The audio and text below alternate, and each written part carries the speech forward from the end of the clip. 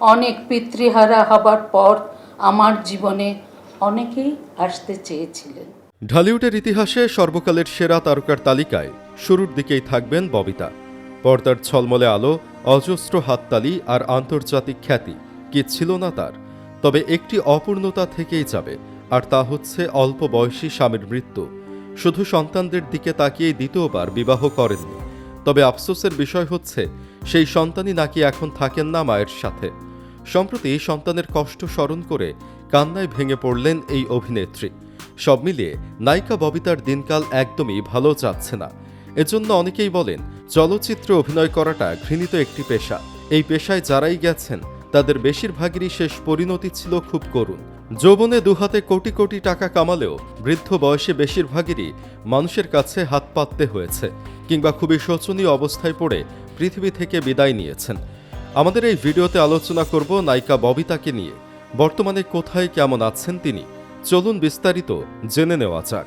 আজ থেকে প্রায় 11 বছর আগে 2015 সালে নার্গিস আক্তারের পরিচালনায় পুত্র এখন পয়সাওয়ালা সিনেমায় অভিনয়ের পর আর কোনো সিনেমায় দেখা যায়নি কিংবদন্তি অভিনেত্রী ববিতাকে।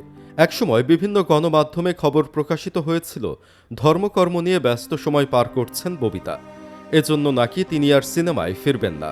কিন্তু ববিতা নিজ মুখে স্বীকার করেছেন, ধর্মের কারণে অভিনয় ছাড়ার খবরটি ডাহা মিথ্যা কথা। সুযোগ পেলে আবারও অভিনয়ে ফিরতে চান তিনি। মূলত এখন তাকে কেউ আর অভিনয়ের জন্য ডাকেন না। সংসার চালাতে 73 বছর বয়সে এসেও এখনও তিনি চাকরি করছেন। চাকরি তিনি করতেই পারেন, কাজ করে খাওয়াটা দোষের কিছু নয়। কিন্তু শেষ বয়সে এসেও নায়িকার চাকরি করে খাওয়াটা প্রমাণ করে এই পেশা একটি অভিশপ্ত পেশা। এই পেশায় যতই কামান না কেন, শেষ বয়সে আপনাকে করুণ পরিণতি ভোগ করতেই হবে।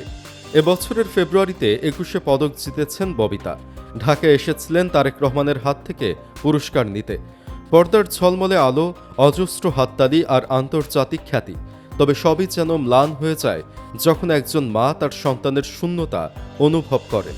ঢালিউডের কিংবদন্তি অভিনেত্রী সত্যজিৎ রায়ের অশনি সংকেতের সেই অনিন্দ্য সুন্দরী অনঙ্গ বউ ওরফে ফরিদা আক্তার ববিতা আজ জীবনের এমন এক প্রান্তে দাঁড়িয়ে যেখানে উৎসবের আনন্দ আর একাকিত্বের বিষাদ মিলেমিশে একাকার। 21 পদকপ্রাপ্ত এই কালজয়ী শিল্পীর ঈদ এখন আর কেবল উৎসব নেই, তা হয়ে উঠেছে ফেলে আসা সোনালী অতীত আর বিদেশের মাটিতে থাকা একমাত্র ছেলের জন্য দীর্ঘশ্বাসের এক নাম। ববিতার ঈদের আনন্দ পূর্ণতা পায় না তার একমাত্র ছেলে অনিকের অনুপস্থিতিতে। অনিক বর্তমানে কানাডায় অবস্থান করছেন। ববিতা আবেগ আপ্লুত কণ্ঠে গণমাধ্যমকে জানান, আমরা দুজন দু জায়গায়। ঈদ যত ঘনিয়ে আসে ওকে তত বেশি মনে পড়ে। একজন মমতাময়ী মা হিসেবে তিনি আজও মিস করেন ছেলের পছন্দের পোলাও, কোরমা আর গরুর মাংস নিজ হাতে রান্না করে খাওয়ানোর সেই মুহূর্তগুলো। ছেলের এই শূন্যতা তাকে ভীষণভাবে আলোড়িত করে। স্মৃতির পাতা উল্টে ববিতা ফিরে যান সেই পুরনো দিনগুলোতে, যখন ঈদের চাঁদ মানেই ছিল দর্জি বাড়িতে নতুন জামার অপেক্ষায় বসে থাকা, সেই লুকিয়ে রাখা নতুন পোশাক আর দাদা দাদি, বাবা মামাদের কাছ থেকে পাওয়া সালামির আনন্দ আজও তার মনে অমলিন। মজার ব্যাপার হলো, বয়সের গণ্ডি পেরিয়েও বড় বোন সুচন্দার কাছ থেকে এখনই সেলামি পান তিনি, যা তাকে ফিরিয়ে দেয় সেই ছোট্ট ববিতার কাছে। এদিকে হারানো বাবা মাকে মনে করে আবেগপ্রবণ হয়ে পড়ল ববিতা নিজেকে মানিয়ে নিয়েছেন বাস্তবতার সাথে। ঈদ যখন কাটে সুচন্দা ও চম্পার মতো আপনজনদের সান্নিধ্যে, 3 বোন মিলে স্মৃতিচারণ আর আড্ডায় ঘরোয়া পরিবেশেই খুঁজে নেন উৎসবের আমেজ। সময়ের স্রোতে সবকিছু বদলে গেলেও ববিতার কাছে ঈদের অনুভূতি আজও সেই চিরায়ত ভালোবাসা আর প্রিয়জনদের ঘিরে থাকা এক অনন্ত বন্ধন। উল্লেখ্য, বর্তমানে কানাডায় অবস্থান করছেন ববিতা। সেখানেই কাটান গত রোজার ঈদ।